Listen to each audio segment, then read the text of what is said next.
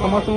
शुभ सकाल आरंभ हो गलानी बर्तमान आम स्ट्राइक एवं आसी आम महंत सर आम पाखे पहुंचले सर कौन कहते आज आपण मैंने देखिपे हजार हजार संख्यार कनिष्ठ शिक्षक बंधु मैंने सब एकत्रित होती गांधी मार्ग छक आमर न्याय दाबी जोटा कि आम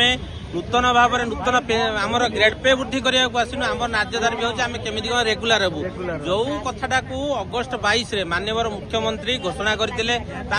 थरे नुह दी थर नुह सात सात थर आपणकर मुख्यमंत्री हूँ बा शिक्षा मंत्री हूँ बारंबार घोषणा करके आसुँच तेणु मोर प्रश्न हूँ केवल मोर नुह आम जो 13,109 जन शिक्षक मान प्रश्न कौन पर एत प्रतारणा करुँच 4 मास होगला घोषणा को आपण चिंता करूँ थे जदि माननीय मुख्यमंत्री जड़े साधारणतः जड़े शिक्षक बैकग्राउंड रू आसी जदि आम मान प्रति प्रतारणा करेंगे 4 मास जदि आम घुंचेबे ताले आपण माने चिंता करंतु एति पैसा आम पेट पाटना कथा केमिति बंचिबु तेणु आम आज आसु आम हक पाई लड़ाई करियाकू तेणु आमर किछि नूतन दाबी नहीं आमर दाबी होची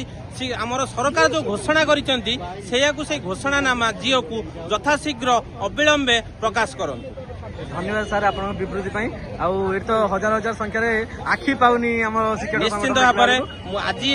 आसवाई आम समस्त मन में मु तो पट्टामुंडी ब्लॉक को बिलंग कर पट्टामुंडी ब्लॉक 104 जन आमर जेटीएस भाई भौणी मैंने समस्ते एकत्रित होती एक मन एक प्राण में आसी कारण आमर जो न्याय दाबी को हासिल करने आम निज लक्ष्य को पूरण करने आज आम आसु सरकार पाखे आम गुहारी रही